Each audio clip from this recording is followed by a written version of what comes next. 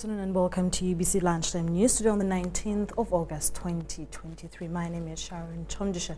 In our top stories of the day, a section of Ugandan ministers have affirmed the country's firm position against succumbing to donor aid cuts from World Bank over recent passing of the anti-homosexuality bill. Minister for Information, Communications and Technology and National Guidance, Dr. Kyomugisha, joins other ministers to call for more efforts in finding alternatives to donor aid.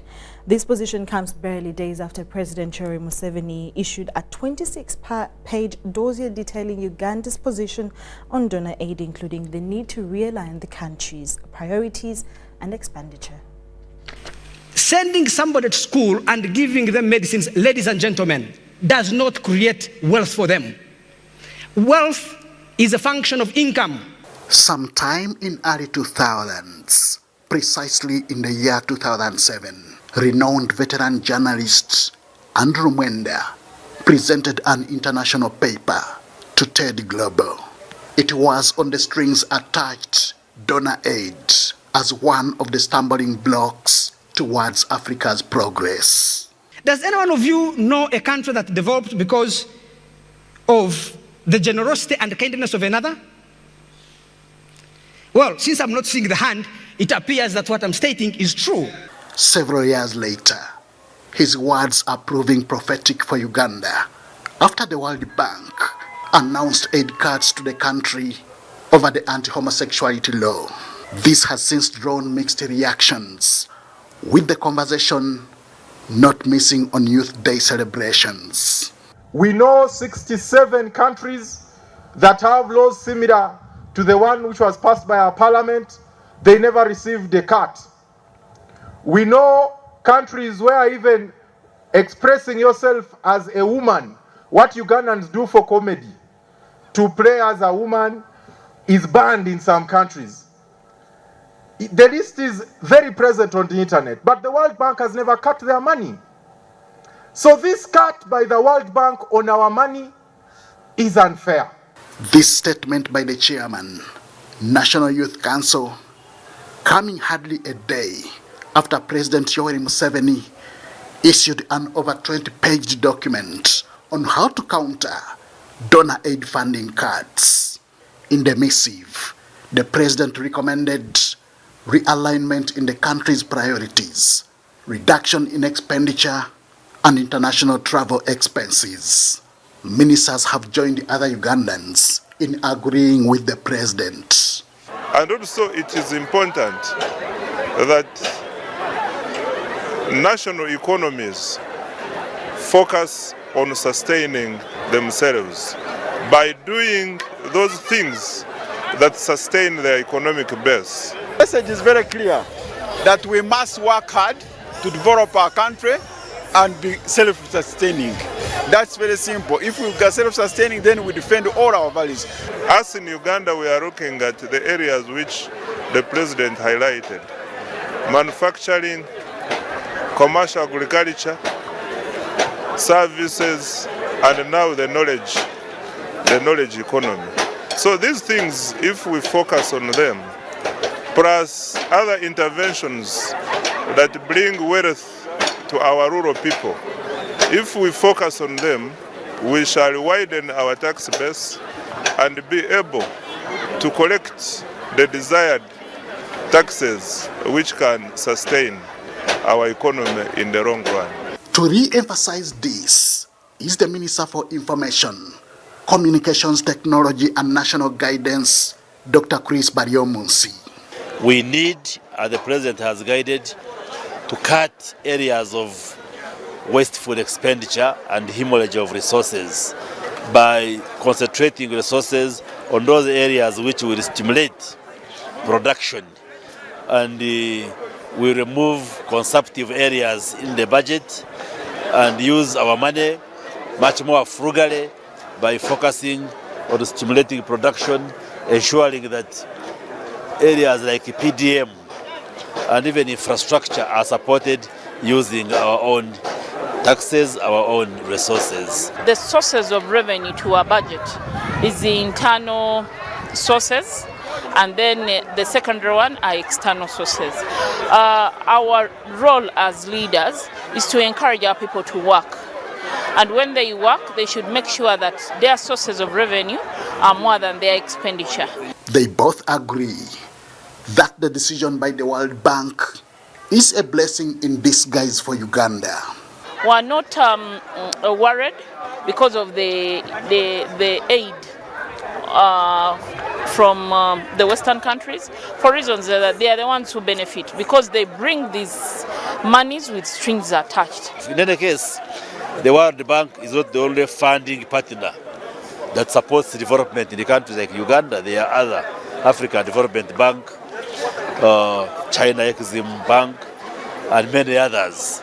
So these threats, we are not very much scared. Uganda is endowed with natural resources and manual labor that can drive the country's economy forward. It remains to be seen how these will be put to use to counter the decision on Uganda by the World Bank. Henry Okrut, UBC.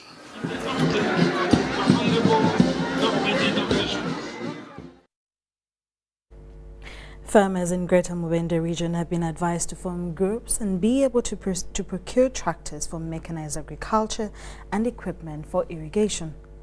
While opening the Farmers Mobilization Expo campaign in Mityana, the Prime Minister Robina Nabanja said that farmers should not wait for tractors from government if they want to improve agriculture, because they may not come in time.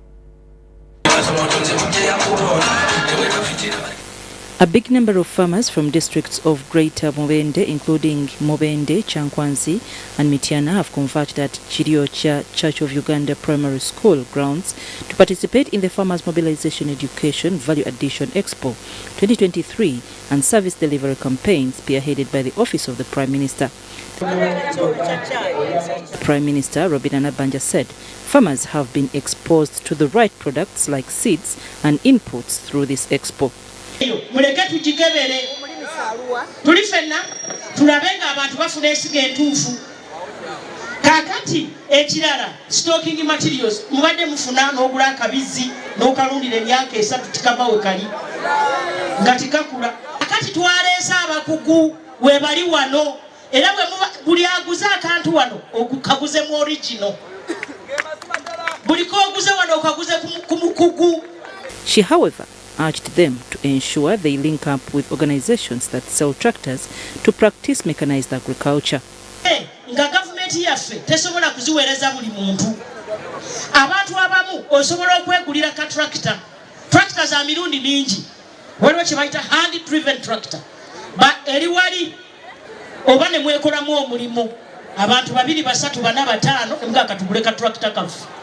Kubanga bwe tuli kutuukirako n'ezo tractor ze bagambye obuwanana ate nawe twekisobola kakati ebitongole byonna ebikwata ku tractor biri wano. Farmers have been advised to grow vegetables and greens plus other crops if they have small plots of land.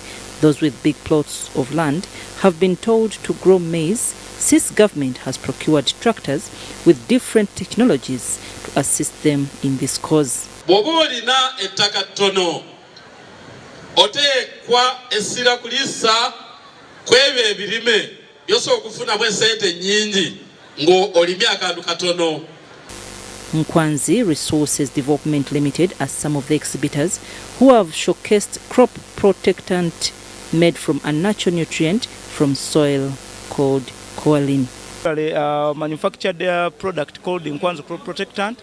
Nkwanzi Crop Protectant is going to protect their crops against diseases and pests, plus other stresses, crop stresses that such as sunlight, too much sunlight, is going to help farmers to learn a lot on how to use different products manufactured by different companies in order to increase productivity and yields from. Farmers in rural areas are stuck in the old ways of practicing agriculture, and their crops take long to grow. Maganjo Horticulture is at this exhibition to help farmers access varieties that grow faster. We are from Maganjo. We have bought these plants. They are high yielding. We have oranges, we have mangoes. See, mobilization, I think it will improve agriculture in the country because now they have started bringing these crops to the farmers, our farmers. Some farmers have been there, but they didn't know where to get these. Among the exhibitors are students from Mitiana Senior Secondary School who have innovated a technology of making paraffin from polythene bag smoke. They believe this will help increase on household income. Heat the polythene in the first heating chamber. Then after the vapor of the polythene will evaporate to our delivery tubes. It will go to the next evaporating chamber. This is where this gas will filtrate itself into different boiling points. And due to temperature differences, this paraffin will move off. Other exhibitors are Uganda Coffee Development Authority, National Agricultural Research Organization, Dairy Development Authority and Ministry of Agriculture, Animal Industry and Fisheries Department of Crop Protection, and Ministry of Agriculture, Animal Industry and Fisheries Department of Crop Production Development. I'm Nafka Farida and Philip Aguta in Mitiana.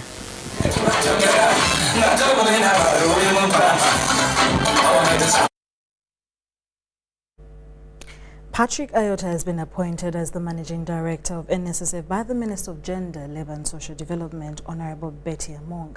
This appointment, effective from August 18, 2023, is set to shape the NSSF course for the next 5 years. The appointment comes after the NSSF Board of Directors recommended Mr. Ayota for the position as mandated by the Section 39 and 40 of the National Social Security Fund Act, duly amended. In a letter signed by the chairperson NSSF, Dr. Peter Chimboa, the board expressed optimism of Ayota steering the fund forward at a critical time, following the changes in legislation that oblige the fund to play a leading role in expanding social security coverage to all Ugandans. Notably, Mr. Ayota has been serving as the fund's acting managing director for the past 8 months, during which he successfully navigated the fund through challenging times, ensuring its stability. Mr. Ayota brings a wealth of experience to his new role, having previously held positions of Deputy Managing Director since December 2017 and Chief Financial Officer since July 2011. His deep understanding of the organization's operations and financial landscape is expected to bolster the fund's direction in the face of upcoming challenges.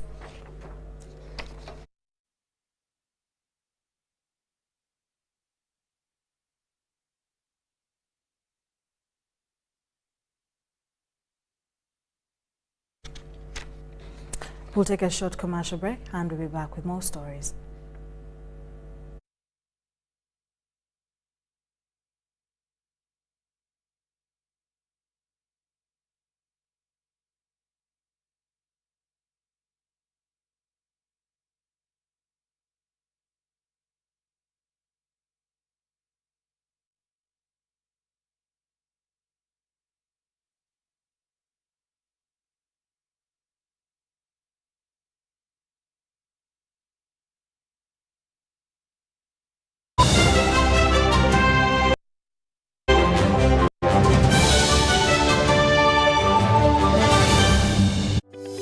These days, our homes are no longer just the places we live.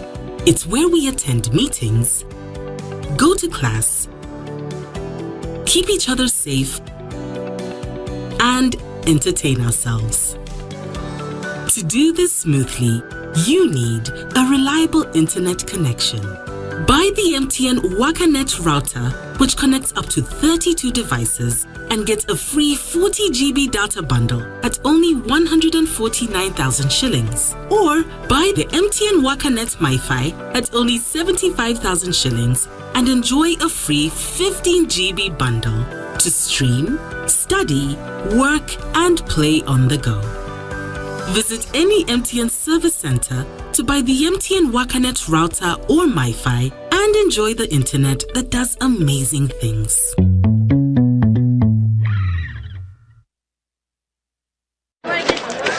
Juko. Yo. Check the shopping, man. What's your secret? Haven't you heard of the parish development model, PDM? Yes, I did, but I thought it was just a talk. No, Sebatia. It is real. I and a few friends together formed a circle, accessed money from the PDM, invested in a poultry project, and now things are moving.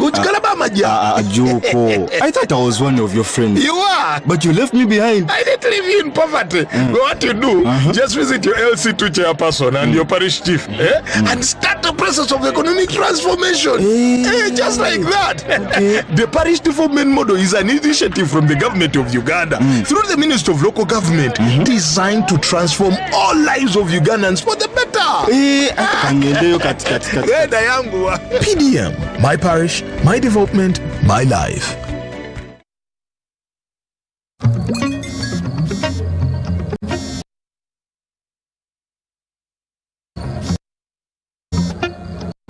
Hello, darling. Hi, Granny. What did you do this weekend?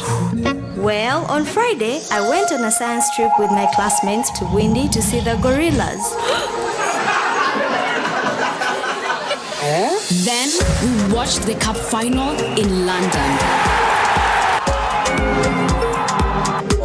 On Saturday, my friends and I met up to hunt some dragons again. Also, I taught the vacuum cleaner and the TV this new dance everyone's doing. They're really getting into it. And on Sunday, I went to bed watching the world from space. And you? Yes, seriously, Granny. With Airtel 5G's lightning-fast speeds and seamless connectivity, you won't believe what's next. Airtel, a reason to imagine.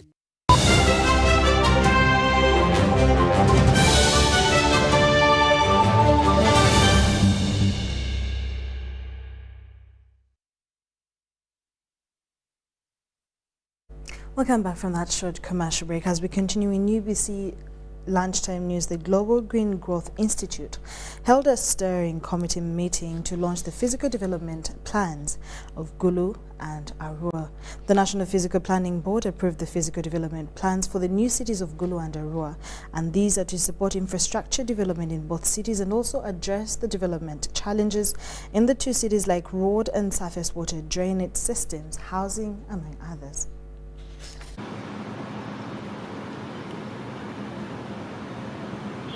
The National Physical Planning Board approved the physical development plans for the new cities of Gulu and Arua, aimed at addressing infrastructure and development challenges. The Global Green Growth Institute, GGI, held a steering committee meeting on physical development plans for the secondary cities of Gulu and Arua.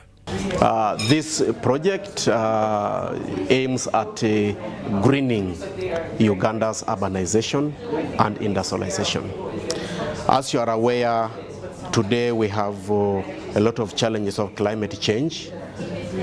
And like the saying goes, the war on climate change will either be won or lost in cities and urban areas. Now, with the current urbanization that the country is experiencing, Uganda is one of the most urbanizing countries in the world. Government is committed to its Uganda Green Growth Development Strategy, and the Global Green Growth Institute in Uganda is committed to support the government to achieve this to the end.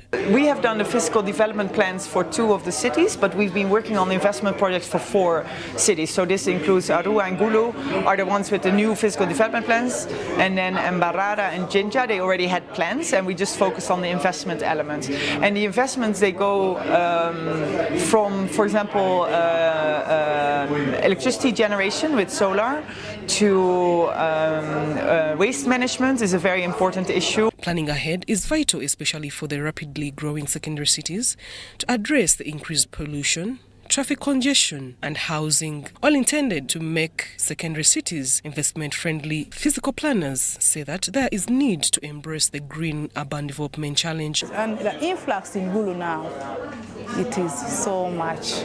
We want to try and arrest the issue of development preceding planning. That's the biggest issue, because the way development is moving in Gulu is so fast. and every night and day, new people are coming in Gulu. Since 2020, WGI Uganda has been working with the National Planning Authority, Ministry of Lands, Housing and Urban Development, the Ministry of Local Government and the new city councils of Arua, Gulu, Jinja and Barara to provide technical assistance for developing green growth, compliant physical development. Zahara Abigaba, UBC News.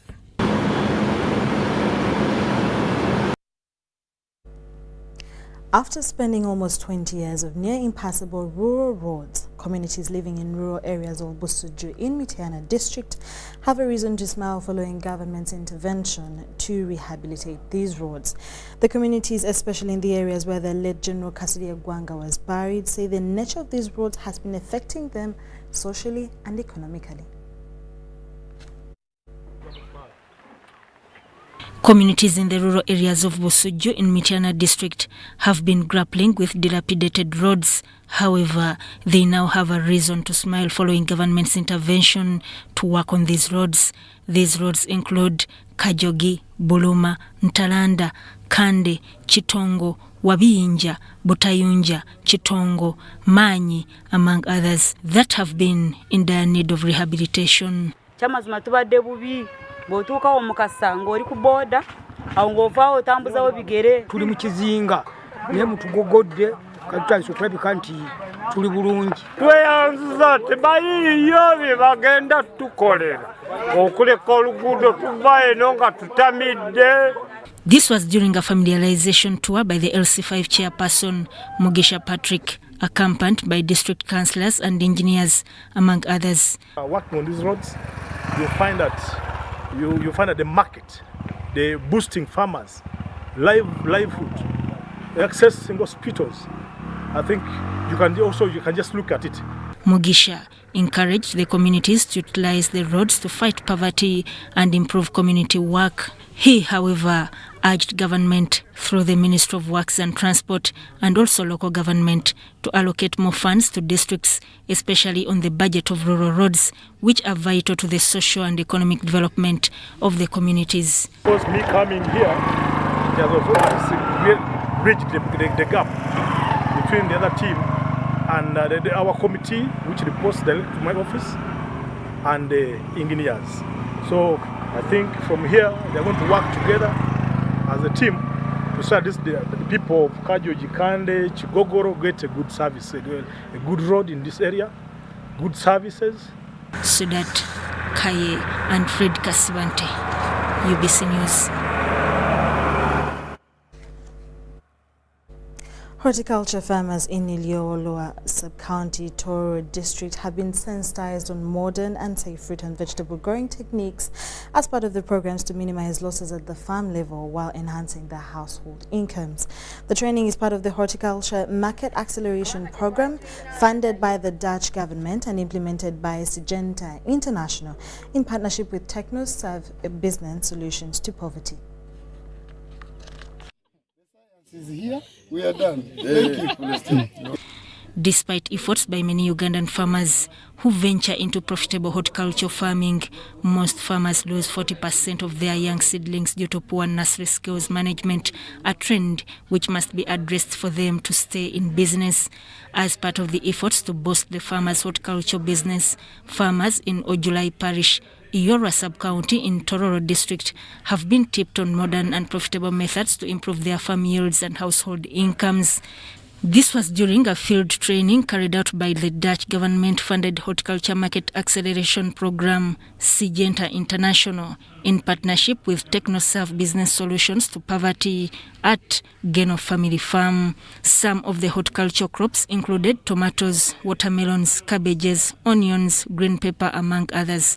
The training team, led by Pascal Kahesi, the Uganda country's Syngenta International Coordinator, highlights more on the benefits of the program. The technology they have been using to raise the seed has not been right, so they end up losing like 40% of their seedlings in nursery bed.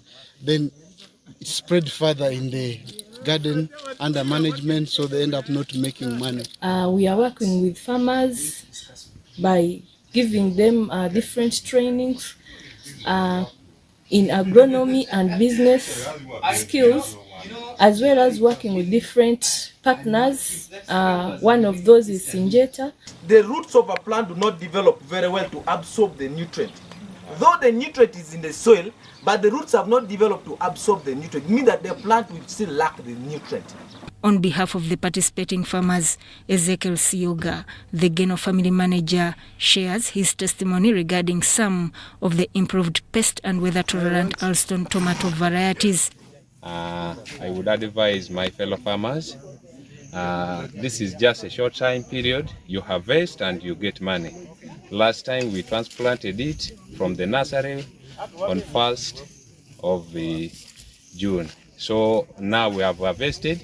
You can even see the quality of this tomato. It is giving a good yield. Apart from Tororo, the same program is being implemented in several districts of eastern, northern, central and western Uganda. Sudat Kaye and Joko Collins, UBC News. The Governor Lions Club International District 411B, Dr. Stanley Bobikide, has visited hang and tree planting service project by the Lions Club of Kampala Central in selected communities of Kawempe Division.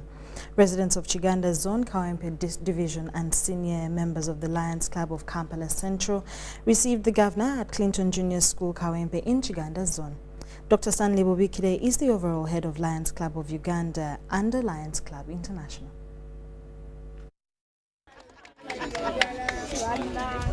It was all smiles as residents of Chiganda Zone, Kawempe Division received assorted food relief items and soap from the Governor Lions Clubs of Uganda, District 411B.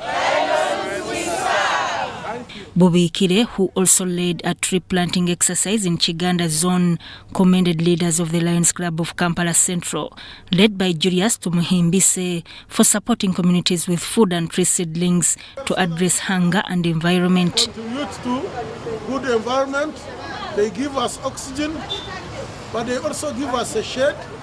But I also want to add on that this is a mango.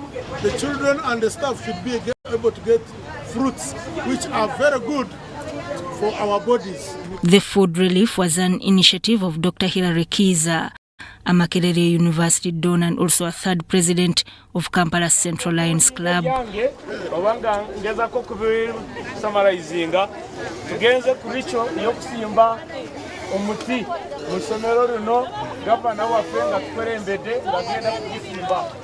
The joy was palpable as the residents of Chiganda Zone received assorted food relief items and soap, a gesture that spoke volumes about the Lions' dedication to the well-being of the community they served.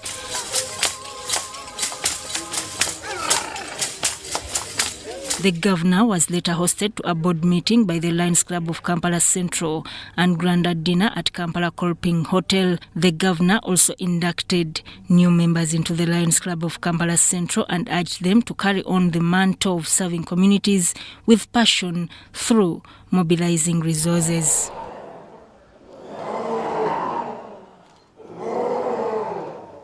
The board meeting and granted dinner attracted members of Kampala Central Lions Clubs, Makerere University, and a number of other guests. 60 lions are more, 70 lions, 80, 90, with 100, the pride is stronger. Sudat Kaye, UBC News.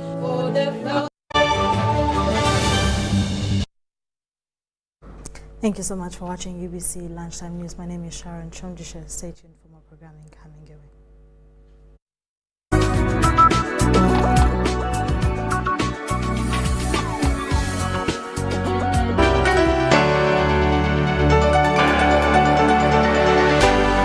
UBC, inspiring Uganda. Introducing the Infinix Note 30 series in partnership with Airtel Uganda, a smartphone where style meets functionality. Take charge of the day with special features like the 108 MP triple camera and 68 watts fast charge, and the best part is you can use this phone to charge other phones. You also will enjoy free 3 GB from Airtel every month for 3 months on each new device purchased. Dial *100#, select data and devices to get your free data. The Infinix Note 30 series Spark, a connection in partnership